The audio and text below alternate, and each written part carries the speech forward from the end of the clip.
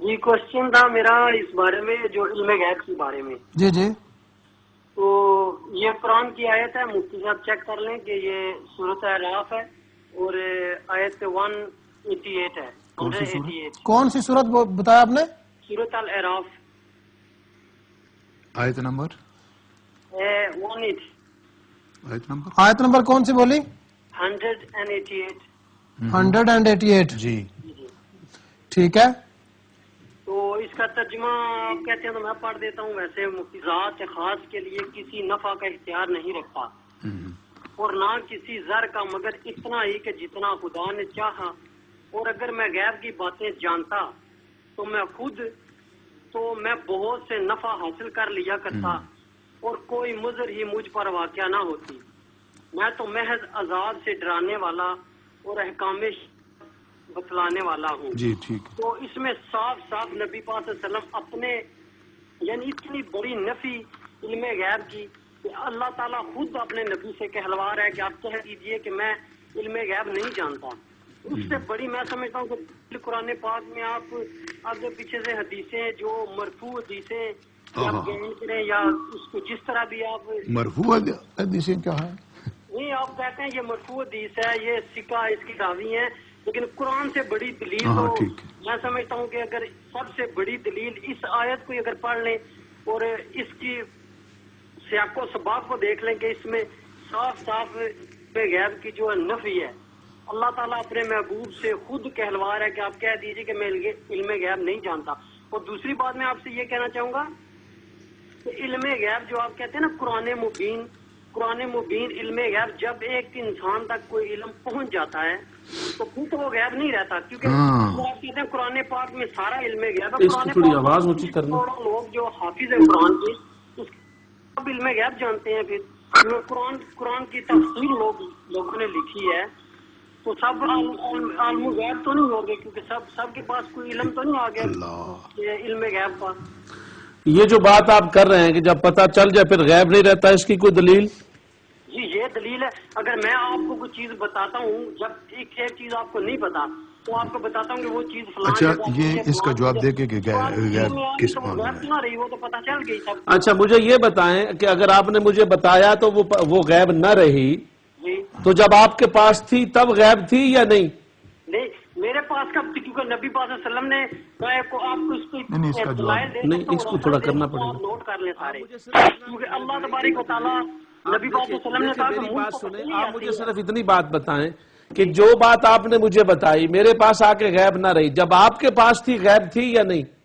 میری آپ بات سن لیں، اسی بات کا میں آپ کا جواب دے رہا ہوں کہ نبی پاک صلی اللہ علیہ وسلم کے پاس جو کچھ بھی آیا وہ ایک وحی کے ذریعے آیا. آپ اس بات کو چھوڑیں، آپ مجھے یہ بتائیں کہ آپ نے جو کچھ مجھے بتایا جب مجھے پتا چل گیا غیب نہ رہا، جب آپ کے پاس ہے غیب ہے کہ نہیں؟ دیکھیں اس طرح تو آپ کہیں گے اللہ کے پاس جو کچھ بھی ہے وہ غیب ہے. یہ بات چھوڑیں، میرے کہنے کو چھوڑیں، آپ اپنی بات کریں نا. آپ نے مجھے بتایا اور جب مجھے پتا چل گیا وہ غیب نہ رہا، تو جب آپ کے پاس آلریڈی ہے تو کیا آپ کے پاس ہوتے ہوئے وہ غیب ہے یا نہیں؟ میں اسی بات کا آپ کو 2 لفظوں میں جواب دے رہا ہوں، آپ میری بات سنیں. آپ بات تو دوسرا جواب دے رہے ہیں. 2 لفظوں میں جواب یہ ہے کہ جب آپ کے پاس ہے ایک لفظ آپ کہیں نا، صرف ایک میں بات پوری ہو جاتی، وہ غیب ہے یا نہیں؟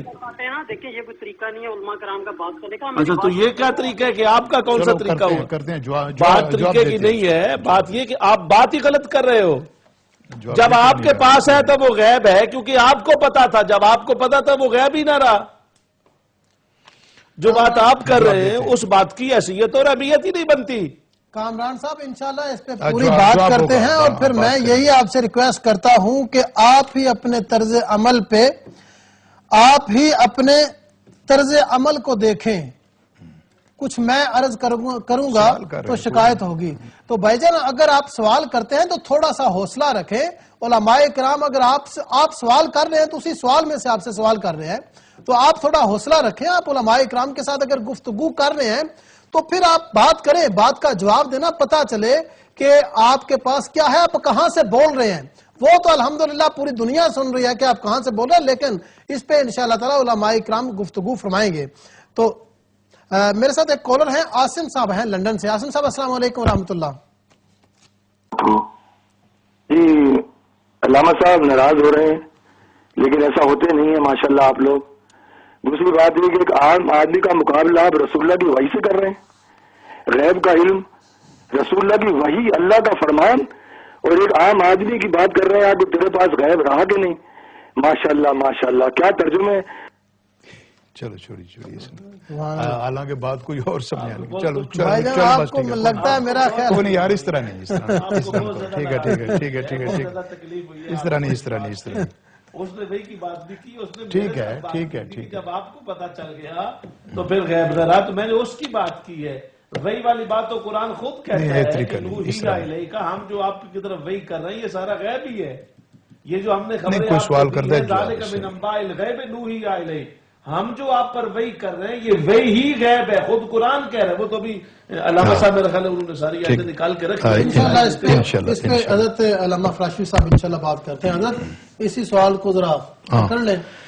پہلے وہ ختم نبوت والی بات، جی جی وہ تو بالکل ختم ہو گئی کہ یہ ہمارا عقیدہ ہے، صحیح ہے، موجود ہے. اور وہ جو انہوں نے کہا تھا نا کہ رب حضور نے فرمایا وہ مسجدی خاتم المساجد، وہ بھی معنی یہی تھی کہ نبیوں کی مسجد ہی کہا تھا کہ نبی کی مسجد، مسجد نبوی یہ آخری ہے. یہ نہیں کہا تھا کہ مساجد جو دنیا کی ہیں وہ ساری مساجد کی خاتم ہے، انبیاء کی مساجد میں کہا تھا. سمجھنے کی ضرورت ہے نا کہ چونکہ میں آخری نبی ہوں تو میری مسجد جس کو مسجد نبوی کہا جائے گا یہ آخری مسجد ہے. اچھا اس طرح اس کو سمجھیں. دوسرا یہ ساتھیوں کو کچھ سمجھ نہیں آ رہی اس بات کی. سب سے پہلے تو میں ان کی خدمت میں یہ عرض کرتا ہوں، آپ کے اپنے خیالات ہیں، ٹھنڈے دل سے علماء کے دلائل بھی سنیں اور سوال بھی کریں، اچھے طریقے سے کریں اور اچھے طریقے سے جواب لیں. سب سے پہلے تو میں یہ پہلے جو بات چل رہی تھی علامہ صابری صاحب نے بڑی وضاحت کے ساتھ بیان کی تھی. میں یہ جو ابھی وہ کالر علم غیب پر آئے ان کی توجہ کے لیے میں عرض کرتا ہوں سب سے پہلے، پھر ان کے اس سوال کی طرف آتا ہوں کہ خضر علیہ السلام کے بارے میں رب نے یہ کہا ہے کہ نہیں کہ وَعَلَّمْنَاهُ مِن لَّدُنَّا عِلْمًا، وَعَلَّمْنَاهُ مِن لَّدُنَّا عِلْمًا. یہ وہ بندہ ہے کہ جس کو ہم نے اپنی طرف سے علم دیا. یہ علم ہے، علم کا لفظ آیا ہے. اور پھر اس کی تفسیر ابن جریر دیکھیے، تبری تفسیر ابن جریر تبری کی تو سارے لوگ اتھارٹی مانتے ہیں نا. اس میں لکھا ہے کہ ذالک الرجل، یہ یعنی خضر علیہ السلام وہ مرد ہے، وہ فرد ہے، وہ مرد ہے.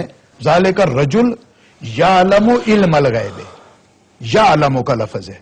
ذالک الرجل یعلم علم الغیب، یہ وہ بندہ تھا جو علم غیب جانتا تھا. اور سب اگر قرآن عظیم جناب خضر کے علم غیب کا اعلان کر رہا ہے تو وہ خدا تو نہیں ہے خدا کے بندوں.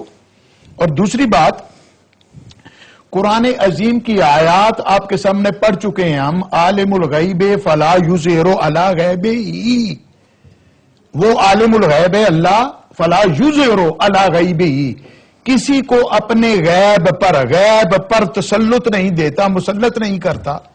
الا من ارتضی من رسول، سوائے ان کے جس رسول کو پسند کر لے. یعنی معنی یہ ہے کہ اپنے غیب پر مسلط کرتا ہے اپنے رسولوں میں سے جسے پسند کرے. اور پھر ما کان اللہ لیطلعکم علی الغیب ولکن اللہ یجتبی، اللہ تعالیٰ کا کام نہیں کہ اپنے غیب پر کسی کو مطلع کرے، لیکن جس رسول کو یا نبی کو پسند کر لیتا ہے، چن لیتا ہے. جب یہ ساری چیزیں موجود ہیں اور پھر احادیث بھی موجود ہیں، آپ کو بتایا گیا، پھر قرآن عظیم بھی موجود ہے. اب یہ بات کہنا ان کا کہ جب ہوئی پھر غیب نہ رہا، او خدا کے بندوں، اس پہلے یہ سمجھو کہ وہ غیب کس معنوں میں ہے. وہ لوگوں کی نگاہوں سے، لوگوں کی پہنچ سے، یعنی جس تک عام لوگ نہیں پہنچ سکتے ان کے لیے وہ غیب ہے. نبی کے لیے وہ غیب ہے ہی نہیں. جس طرح اللہ کریم کو تو کہتے ہو نا عالم الغیب، غیب کا علم رکھتا ہے، یہی کہتے ہو. تو اگر وہ علم ہی رکھتا ہے پھر غیب کیا ہو؟ یہی سوال آپ کو اللہ کی ذات کے بارے میں دہرا دیتے ہیں ہم. یعنی اگر آپ کہتے ہو کہ نبی کے پاس اگر غیب آ گیا تو غیب کیسے رہا، تو یہی سوال ہم آپ پر لوٹاتے ہیں کہ عالم الغیب کے کیا معنی ہے؟ غیب کا علم رکھنے والا. تو جب غیب کا علم اللہ عالم الغیب ہے تو پھر غیب کہاں رہا؟ پھر جب وہ عالم ہو گیا تو غیب کہاں رہا؟ معنی یہی ہے جو کہ مفسرین نے بھی کیے ہیں. عالم الغیب کے معنی یہ ہیں مخلوق کی نگاہوں سے جو غیب ہے، مخلوق کے سامنے جو غیب ہے اللہ اس کو جانتا ہے ذاتی طور پر. اور اسی طرح وہی علم جب وہ اللہ اپنے نبی کو دیتا ہے تو وہ دیگر مخلوق کے سامنے وہ غیب ہوتا ہے. تو جس طرح اللہ عالم الغیب ہو کر عالم الغیب ہے، اسی طرح نبی کے پاس جب علم آتا ہے تو نبی کے پاس بھی علم غیب ہوتا ہے. بے شک. اس میں حیران ہوں کہ ان لوگوں کے سمجھنے کی کیا بات ہے. تو یہ جو آیہ کریمہ وہ بار بار پیش کر رہے ہیں کُلْ لَا أَمْلِكُ لِنَفْسِي نَفْعًا وَلَا ضَرًّا، پہلے فرمایا کل. اسی طرح سورہ الانعام میں بھی ہے قُلْ لَا أَقُولُ لَكُمْ إِنِّي أَعْلَمُ الْغَيْبَ، قُلْ لَا أَقُولُ لَكُمْ إِنِّي أَعْلَمُ الْغَيْبَ. اور یہاں بھی یہ ہے قُلْ لَا أَمْلِكُ لِنَفْسِي نَفْعًا وَلَا ضَرًّا إِلَّا مَا شَاءَ اللَّهُ. یہی تو ہم کہتے ہیں یہ الا ماشاء اللہ کو تو عزم کر جاتے ہو. معنی یہ ہے کہ ذاتی طور پر میں کسی نفع اور نقصان کا مالک نہیں. جتنے بھی نفع اور نقصان کا میں مالک ہوں یا میری ذات سے نفع اور نقصان لوگوں کو نفع پہنچتا ہے وہ الا ماشاء اللہ میں آ گیا. تو الا ماشاء اللہ کی ذرا حد پہلے آپ بتا دیں کہ اس کی حد کیا ہے. بھائی عجیب بات ہے، لوگ آدھا پڑھتے ہیں اور آدھے کی طرف جاتے نہیں ہیں. یہ معنی یہ ہے کہ ذاتی طور پر، تاکہ کوئی یہ نہ کہے کہ الوہیت کا ذاتی طور پر. یہ یاد رکھیں ہمارا عقیدہ یہ ہے علم غیب ذاتی رب کے ہاں، رب عالم الغیب ہے ذاتی طور پر.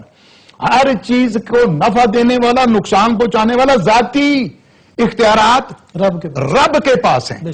فاعل حقیقی رب ہے، اختیارات ذاتی رب کے پاس ہیں. اس لیے کہا قُلْ لَا أَمْلِكُ، اے محبوبہ فرما دو میں نفع نہیں رکھتا، نفع اور نقصان کا مالک نہیں اپنی ذات کے لیے الا ماشاء اللہ. اور یہی تو ہم کہتے ہیں کہ الا ماشاء اللہ کی طرف دیکھو کہ جتنا کچھ اللہ تعالیٰ نے اختیارات دیے، علم دیا سرور عالم کو، وہ الا ماشاء اللہ میں آ گیا. اور پھر یہ جو ہے وَلَوْ كُنْتُ أَعْلَمُ الْغَيْبَ لَاسْتَكْثَرْتُ مِنَ الْخَيْرِ، میں بڑی خیر جمع کر لیتا. میں ان سے سوال کرتا ہوں کیا نبی پاک سرور عالم کی ذات سے خیر دور تھی؟ حضرت وہ خیر کون سی خیر تھی جو کہ بارگاہ مصطفیٰ میں نہیں تھی؟ مجھے بتائے کوئی کون سی خیر ہے اس کائنات کی جو در مصطفیٰ پر نہیں ہے؟ کون سی خیر ہے جو ذات مصطفیٰ میں نہیں ہے؟ پہلے بات کو سمجھنے کی کوشش کرو. اس کا معنی یہ ہے کہ ذاتی طور پر میں علم نہیں رکھتا، میں از خود عالم نہیں، یعنی ذاتی طور پر یہی ہے مقام بندگی بھی اور مقام نبوت بھی. ہم بھی یہی کہتے ہیں کہ اللہ نے اپنے علوم غیبیہ سے انبیاء کو نوازا ہے، علوم دیے ہیں. ذاتی علم غیب کا دعویٰ نہ ہمارا ہے، نہ کسی کا ہو سکتا ہے، نہ تھا. اللہ کا علم غیب ذاتی ہے اور محیط ہے اور کوئی اس کی حد نہیں. اور نبی پاک صلی اللہ علیہ وسلم یا دیگر انبیاء یا شہداء یا اولیاء کے پاس جو علوم آتی ہیں یہ عطائی ہیں اور محدود ہیں. محدود اللہ کی ذات کے سامنے ہیں. یہ اگر اس بات کو سمجھ جائیں تو ان کی ساری جھنجٹیں ختم ہو جائیں گی، ورنہ پھر دوسری آیتوں کا جواب یہ دے دیں. اس لیے یہ بات سمجھنے والی ہے. ان کے لیے اس بات کو یہ سمجھنے کی کوشش کریں کہ قرآن مبین. اب یہ جو ان کا سوال ہے پھر سارے جو حافظ ہیں اگر قرآن پاک، بھائی پہلی بات ہے کہ غیب قرآن پاک میں ہے کہ نہیں مجھے یہ بتاؤ. اب حافظ سارے عالم الغیب ہو جائیں اور بھائی قرآن کو یاد کرنے کا کس نے کہا ہے؟ ہم تو قرآن کے علوم کی بات کر رہے ہیں. اسی لیے تو رب تعالیٰ نے الف لام میم کہا، کاف یا عین صاد کہا، ہا میم عین سین کاف کہا. یہ حروف مقطعات اسی لیے ہیں کہ عربی زور پر، عربی لغت کے زور پر کوئی یہ دعویٰ نہ کر بیٹھے کہ میرے پاس وہی علم آ گیا قرآن پڑھ کے جو نبی کے پاس آیا ہے. اب جبریل آئے، جب کہا کاف، سرکار نے فرمایا علم تو، ہاں فہم تو، ہاں علم تو جبریل کو پتا نہیں، میانے عاشق و معشوق رمزیست کرامن کاتبین را ہم خبر نیست. جبریل کو پتا نہیں، سرکار کو پتا ہے، کیونکہ حروف مقطعات کا یہ لوگ کہتے ہیں کہ مانا نبی کا پاک کو بھی پتا نہیں تھا. پھر نبی پاک کو پتا نہیں تھے تو یوں سمجھو نا کہ آپ کا ایمان ہے کہ بعض قرآن نبی پاک کو بھی معاذ اللہ نہیں آتا تھا. پھر نازل کرنے کا معنی کیا تھا؟ اب اللہ تعالیٰ نے یہ حروف مقطعات اس لیے نازل کیے کہ کوئی بندہ عربی لغت کے زور پر نبی کے علوم کے ساتھ برابری کا دعویٰ نہ کر بیٹھے. اور خود حضرت علامہ آلوسی بغدادی لکھتے ہیں کہ وہ تو نبی پاک ہے نا، سرور عالم کی توجہ سے یہ حروف مقطعات اولیاء اللہ کے پاس آ کر اپنے معنی بتاتے ہیں کہ ہمارا معنی یہ اور خبر غیب میں کیا فرق ہے؟ جی اب وہی اصل میں جو وضاحت پہلے فرمائی علامہ صاحب نے، وہی بات ہے کہ علم سے مراد ہوتا ہے ذاتی طور پہ کسی چیز کا جاننا، اور خبر میں ضروری نہیں کہ وہ ذاتی ہو، خبر ذاتی بھی ہو سکتی ہے اور بتائی ہوئی بھی ہوتی ہے. زیادہ تر اس میں معنی بتانے کا ہوتا ہے. اور یہی اسی پر ہی بات کرنی ہے. اور کچھ سوال بھی آگے دوسرا سوال یہ تھا کہ جمیل صاحب نے برمنگم سے کیا تھا کہ اسلام میں شادی کرنے کے لیے مسلمان کو کیسی عورت دیکھنی چاہیے؟ کیا اس کا بناؤ سنگار ہونا چاہیے یا کس طرح کی عورت دیکھنی چاہیے؟ جی ہاں، تو وہ اس پر یہ جو اپنا ہمارے بھائی نے ان کو بار بار اس بات پر ہو رہی تھی، یہ جو انہوں نے کہا کہ لو کنت عالم الغیب لاستکثرت من الخیر، تو انا اعطینا کل کوثر کا معنی کیا ہے؟ واہ سبحان اللہ. ہمیں صرف اتنا آ کے بتا دیں کہ انا اعطینا کل کوثر کا معنی کیا ہے. اور میں چیلنج کرتا ہوں کہ یہ کوثر میں ہر کثیر اور خیر کثیر نہ آتی ہو تو میں اس کا ذمہ دار ہوں. یہ کوثر فوال کے وزن پر ہے اور یہ مبالغہ کا صیغہ ہے. آپ ہمیں نہ سمجھائیں کہ عالمانہ گفتگو کیسے کی جاتی ہے. ہمیں پتا ہے آپ کس عالمانہ گفتگو کی بات کرتے ہو. ہمیں تو رونا آتا ہے آپ کے مقدر پر جو آپ نے خود بنایا ہوا ہے اپنے طور پر کہ جس نبی کا کلمہ پڑھتے ہو اس نبی کو معاذ اللہ کچھ علم نہ ہونا ثابت کر کے کیا ثابت کرو گے؟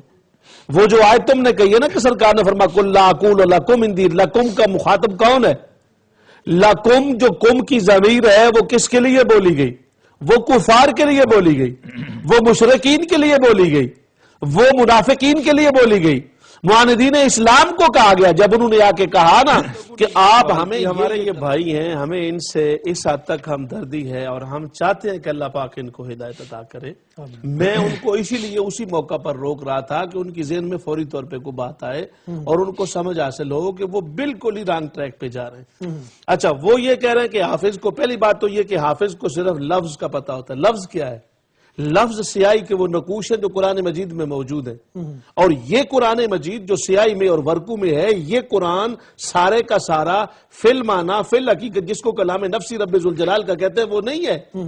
یہ تو اس کا اظہار ہے. بے شک وہ جو قرآن ہے اگر ایسی بات ہے اور جس طرح یہ باتیں کر رہے ہیں کہ یہ ہو گیا وہ ہو گیا، قرآن مجید خود کہتا ہے کہ اگر مجھے پہاڑوں پر اتارا جائے تو پہاڑ ریزہ ریزہ ہو جائیں. تو آپ 100 قرآن مجید لے جائیں پہاڑ پہ رکھیں، پہاڑ ریزہ ریزہ ہوگا؟ اس کا مطلب کیا ہے؟ اس کا مطلب یہ ہے کہ اس سے مراد وہ قرآن مجید کا جوہر ہے جس کو میں سمجھانے کے لیے جوہر کہہ رہا ہوں، ورنہ جوہر بھی لفظ وہاں محتاج پڑ جاتا ہے. تو اس سے مراد ہے. اور وہ جوہر اور وہ کلام نفسی جو حقیقت میں قرآن ہے، جس میں لا رتب ولا یابس الا فی کتاب مبین ہے، جو تبیان لکل شیء ہے، جس میں رب ذوالجلال نے ہر خشک و تر کا، ہر سیاہ و سفید کا، ہر زمین و آسمان 14 طبقوں کی قوائن و غیر قوائن کا علم جمع کر دیا ہے. اس کے بارے میں باقاعدہ صریح ہے اور نص ہے. نازل بہ الروح الامین، اس کو روح الامین لے کے آئے کس پر؟ علی قلب کا محبوب تیرے دل پر. جس کے دل پر آیا ہے اس ہستی کی تم مثالیں دے رہے ہو دوسری دنیا سے اور حافظ قرآن سے. ارے وہ تو وہ ہستی ہے کہ جس پر قرآن آیا ہے اور وہ حفظ کرتے تو اللہ پاک فرماتا لا تحرک بہ لسانک، محبوب زبان کو حرکت نہ دے، بس سنتا رہے. ان علینا جمع ہوا قرآن، اس کو تیرے سینے میں جمع کر دینا اور اکٹھا کر دینا اور پڑھوا دینا یہ ہمارے اوپر ہے. تو جو قرآن جس شان کے ساتھ نبی پاک صلی اللہ علیہ وسلم پر آیا، میں نص کی بات کر رہا ہوں نا. آپ تو دعویٰ کرتے ہو کہ آپ علم کی بات کرتے ہو. یہ کون سا علم ہے؟ منافروں اور کافروں کی بات لے کر آپ دلیل سے ثابت کرتے ہو اور اس کو حجت پکڑتے ہو اور اس سے احتجاج کرتے ہو کہ حضور کو علم نہیں ہے. وہ کافروں کا اعتراض تھا اور آپ کے فرمانے کا مطلب یہ تھا لا اقول لکم. کیوں فرمایا لا اقول کا مطلب ہے میرا دعویٰ ہی نہیں ہے کہ میں تمہیں علم غیب بتاؤں اور تم سے نبی ہونا ثابت کرواؤں.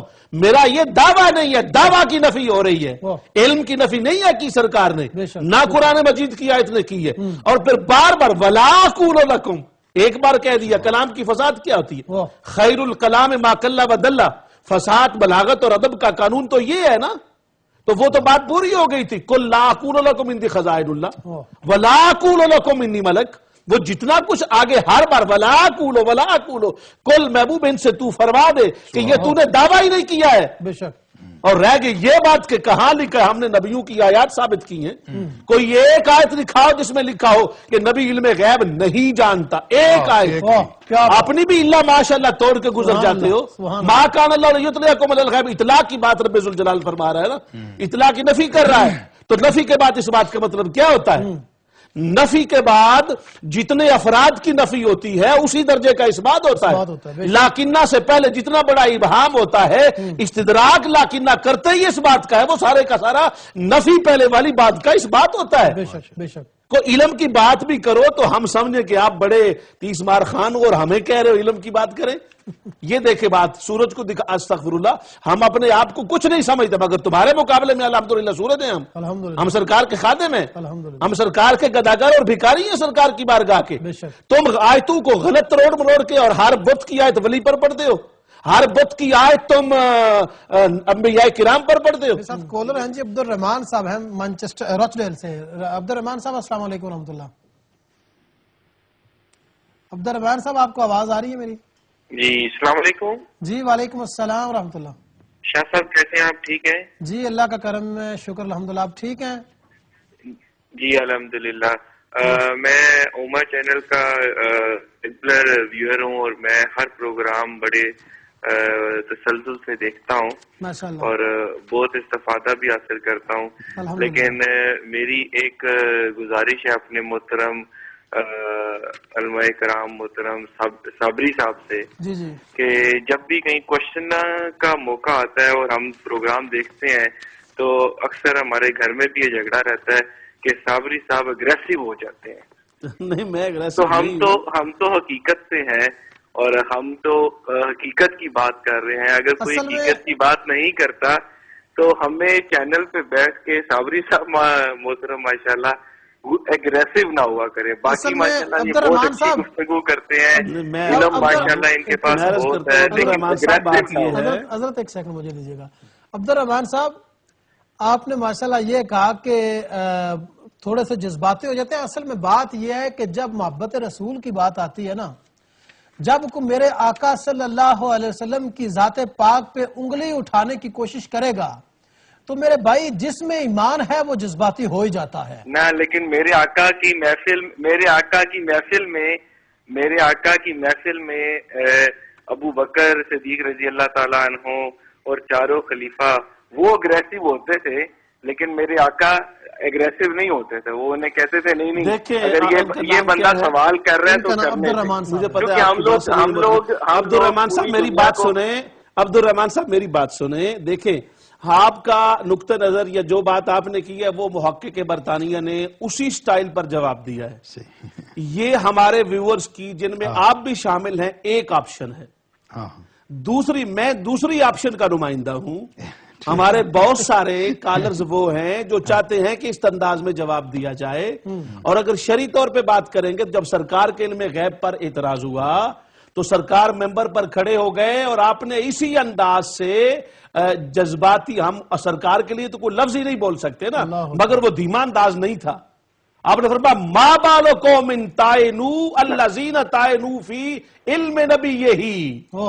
اس قوم کا کیا حال ہوگا جو اپنے نبی کے علم پر طعن کرتے ہیں. قم فلا تو کھڑا ہو جا. مکمل. اور اتنی سرکار کی طبیعت میں, سرکار کی تربیت سن لیں, میری پوری بات سن لیں. اتنی سرکار کی تربیت میں تھی کہ جناب سیدنا عمر فاروق کو ہاتھ جوڑ کے آگے ہونا پڑا اور آپ ہوئے. اور سرکار کے سامنے ہاتھ جوڑ دیے کہ حضور ہم تو آپ کی ہر بات مان رہے ہیں، ہم تو آپ کے غلام ہیں. اور پھر بار بار آپ فرمایا حال انتم منتہون، حال انتم منتہون، حال انتم منتہون. تو بہرحال مختصر بات یہ ہے، آپ سے زیادہ بحث مقصود نہیں ہے. آپ کی آپشن بھی موجود ہے اور ہم اگریسو نہیں ہیں، یہ ہمارے جذبات ہیں. اس کو کوئی اگریسو اپنی مرضی زبان میں جو مرضی یہ کہتا رہے. ہمارا یہ طریقہ ہے بات کرنے کا، اور بات کرنے کا طریقہ یوں ہی ہوتا ہے، اسی طریقے سے بات کی جاتی ہے. جب کسی بھی سوال کا جواب ہوتا ہے تو وہ اسی انداز کا ہوتا ہے. عبدالرحمان صاحب شکریہ، آپ نے کال کی. آپ یقیناً آپ کے ذہن میں ایک سوال تھا، لیکن یہ بات یاد رکھیں کہ آپ نے اپنے سوال کا خود ہی جواب بھی دیا ہے. آپ نے خود کہا ہے کہ حضرت ابوبکر صدیق، حضرت عثمان غنی، حضرت عمر فاروق، حضرت مولا کائنات، ان کے بارے میں آپ نے خود کہا کہ سرکار کی محبت میں وہ کا مطلب یہ ہوتا ہے کہ ہم ان کو معاذ اللہ برا بھلا کہیں، ان کو کہیں کہ تم نے یہ سوال کیوں کیا ہے، تمہاری جرت کیوں، یہ اگریسو ہے. ہم تو دلائل سے بات کر رہے ہیں. اللہ کے بندو آپ ہمارے بھائی ہو، ہم تمہیں یہ بتانا چاہتے ہیں کہ تم جو معنی لے رہے ہو وہ معنی مومنین نے کبھی نہیں لیا، مفسرین نے کبھی نہیں لیا. قل لا اقولو کا مطلب ہی یہ ہے کہ میرا یہ دعویٰ نہیں ہے. وہاں دعوے کی نفی ہو رہی ہے، علم غیب کی نفی نہیں ہو رہی ہے، خزانوں کی نفی نہیں ہو رہی ہے. ورنہ تو پھر آیات میں ٹکراؤ آ جائے گا. اِنَّا أَعْطَيْنَاكَ الْكَوْثَرَ محبوب میں نے، اور یہ میں بات کر رہا تھا کوثر فعول کے وزن پر مبالغہ کا صیغہ، اور کوثر مبالغہ کا مطلب یہ ہے کثرتوں کی کثرت عطا کی ہے. اور اس پر مفسرین کس نے کوثر سے مراد جنت ہے، کسی نے کہا ہر طرح کی خیر کثیر ہے، کسی نے کہا جنت کا باغ ہے. حضرت شاہ صاحب کے دیکھیے نے بڑی خوبصورتی سے آپ نے فرمایا میں یوت الحکمت فقد اوتی خیرن کثیرا، کہ جس کو اللہ تعالیٰ حکمت دیتا ہے اسے خیر کثیر دیتا ہے. تو کون سی حکمت ذات مصطفیٰ میں نہیں تھی؟ بے شک یہی تو بات سمجھنے والی ہے. حضرت اس کے علاوہ بھی ہم یہ سمجھتے ہیں کہ کیا حضرت قتادہ کی نکلی ہوئی آنکھ سرکار نے ٹھیک نہیں کی. چلو علامہ صاحب کی بات آپ کو مشکل لگے کہ نہیں حکمت اور پتہ نہیں کی شے ہو گئی ہے کہ کیا حضرت قتادہ کی نکلی ہوئی آنکھ آپ نے اندر نہیں ڈال کے اس کو ٹھیک کیا؟ کیا آپ نے بالکل اندھے شخص کی بینائی کو واپس نہیں کیا ہے؟ آپ نے حضرت جابر کے بیٹوں کو زندہ نہیں فرمایا ہے؟ آپ نے اونٹنی سے باتیں کر کے اس اونٹنی کا حق اس کو واپس نہیں دلوایا ہے؟ آپ نے چڑیا سے باتیں کر کے اس کی فریاد کو نہیں سنا ہے؟ اس کو جو اس نے مانگا وہ عطا نہیں فرمایا ہے؟ حضرت ابو ہریرہ نے جب کہا میں محدث بننا چاہتا ہوں، حدیثیں لکھنا چاہتا ہوں، آتا جاتا ہوں، کچھ نہیں پڑھا ہوا جو نہیں ہوں، تو کیا سرکار نے چلو بھر کے اس کو دیا نہیں ہے؟ حضرت ربیہ کے سوال کا جواب نہیں دیا ہے؟ حضرت ابو ہریرہ نے فرمایا کہ میری والدہ، حضور مہربانی فرمائے میری والدہ اسلام قبول کر لے. فرمایا جا تیرے گھر جانے سے پہلے تیری والدہ اسلام کے لیے تیار ہو چکی ہے. ربیہ کو جب کہا کہ سل تو کیا کہہ کے کہا مانگ، سل، تو جواب میں یہ نہیں کہا جناب ربیہ نے کہ سالت اللہ میں اللہ سے مانگتا ہوں. کیا کہا؟ سالتو کا. نبی پاک کے علم غیب پر اعتراض سب سے پہلے منافق نے کیا ہے، کافر نے نہیں کیا. بے شک منافق نے اعتراض کیا ہے کہ سرکار نے جب فرمایا کہ قیامت تک کے حالات کے بارے میں بتا سکتا ہوں، تو منافقین جو بیٹھے ہوئے تھے باہر نکلے اور کہا کہ ہم سامنے بیٹھے ہوتے ہیں ہمارا پتہ نہیں، اور کہتے ہیں کہ قیامت تک. اس وقت پھر جو علامہ صابری صاحب نے حوالہ دیا تھا، سرکار نے فرمایا ما بال اقوام طعنوا فی علمی، اس قوم کا کیا حال ہوگا جو میرے علم پر تنازع نہیں کرتی، پوچھو جو پوچھنا ہے. اس وقت حضرت عبداللہ ابن حذافہ، یہ حدیث میں الفاظ ہیں کہ کھڑے ہو گئے، من ابی یا رسول اللہ. اب مجھے آپ بتائیں کہ کسی کا باپ ہونا کہ میرا باپ کون ہے یہ غیب ہے کہ نہیں؟ تو سرکار نے یہ نہیں فرمایا نا یہ میں نہیں جانتا، میں تو شریعت بتانے کے لیے آیا ہوں. فرمایا ابو کا حذافہ، تیرا باپ حذافہ ہے. کیونکہ بعض لوگ ان کا رنگ گورا تھا، ان کے والد کا ذرا سانولا تھا، تو اس لیے وہ شک کرتے تھے. تو انہوں نے اسی لیے پوچھا، جب سرکار نے پوچھا نا قیامت تک کے لیے پوچھو، سرکار نے تو عرض کی من ابی، میرا ابا کون ہے. یہیں سے پتہ چلا کہ صحابی کا ایمان کیا تھا. کیا بات. اچھا، منافق نے علم غیب پر اعتراض کیا، کافر نے نہیں کیا. کافر نے کس طرح؟ ابو جہل نے مٹھی میں کنکر رکھے، کنکر رکھ کر یہ سب کو پتا ہے کہا کہ گر رسولی چیست در دستم نہا، علامہ روم کہتے ہیں کہ اس نے کہا کہ اگر آپ میرے رسول ہیں تو بتائیں کہ میری مٹھی میں کیا مانا یہ کہ ابو جہل بھی مانتا تھا کہ اگر رسول ہیں تو جو کچھ مٹھی میں ہے جو کچھ ہے یہ غیب ہے. غیب کا معنی وہاں آنکھ دیکھ نہیں سکتی، تو جو مٹھی میں ہے وہ جانتے ہیں اگر رسول ہیں. یعنی کافر نے رسول نہیں مانا، ورنہ رسول نہیں مانا، ورنہ وہ مانتا تھا کافر اگر رسول ہے تو غیب جانتا ہے.